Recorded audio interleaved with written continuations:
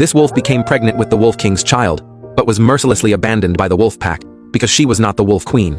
So the fact that she carried the Wolf King's offspring in a monogamous wolf pack society would never be accepted. Moreover, the official Wolf Queen was also pregnant at the time.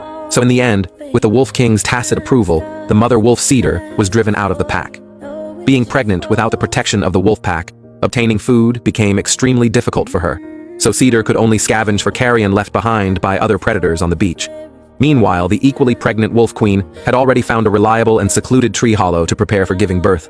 She didn't have to worry about food because her Wolf King husband would bring the pack back from hunts. But Cedar has yet to find a suitable place to nest. She still spends each day exposed to the elements, with no shelter to call her own and no one to turn to. After a storm passed, Cedar came to the beach early, hoping to find animal carcasses washed up by the waves to satisfy her hunger. Soon, she caught the scent of fresh meat. It was a sea otter that had just died, appearing to be left over from another predator's kill, but Cedar was in no position to be picky. However, before she could eat more than a few bites, the true owner of the prey appeared. It was none other than the Wolf King from her former pack, and also the father of her child. But facing the pregnant mother wolf carrying his own offspring, the Wolf King had no intention of sharing the prey with her. He needed to bring the remaining food back to his own Wolf Queen, so Cedar could only carefully pick up a tiny piece of meat and silently depart. 3 months later, the Wolf Queen successfully gave birth to 2 cubs. After observing that the surroundings were safe, the 2 little wolves stepped out of the tree hollow for the first time.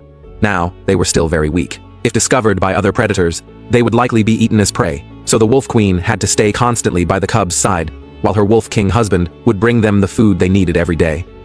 Mother wolf Cedar also successfully gave birth to cubs, but in order to find food, she had to frequently leave her cubs in the den and venture out alone. Cedar hadn't found food for a whole day now.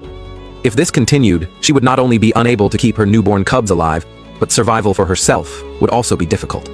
So Cedar made a very bold decision. She actually walked toward the forest, where the Wolf Queen's den was located. At this moment, the Wolf Queen's cubs were still playing outside the den, completely unaware of the danger nearby. To avoid being discovered by the Wolf Queen, Cedar took each step very carefully. After quietly approaching the den entrance, her movements became even slower.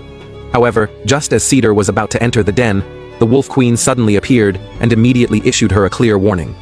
But Cedar behaved very submissively in front of the Wolf Queen, so the Wolf Queen didn't actually attack her. The next day, an unexpected scene unfolded. The Wolf Queen actually voluntarily left the den. Shortly after, Cedar crawled out from the den. Now, she had taken on the responsibility of caring for 4 cubs. The 2 mothers who should have been enemies seemed to have reached an agreement to jointly raise their offspring. However, reaching peace with the Wolf Queen didn't mean Cedar could enjoy the care of the Wolf King. Soon she would understand just how cruel the hierarchy system in the wolf pack truly was.